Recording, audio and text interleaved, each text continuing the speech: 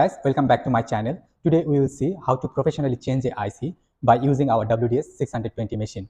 If you have a mobile and laptop repairing shop, you can use this machine. Also, if you have a big industry for PCB manufacturing, you can also use this machine. I hope this video will be very helpful for you. So let's see how to use our machine, how to replace the IC.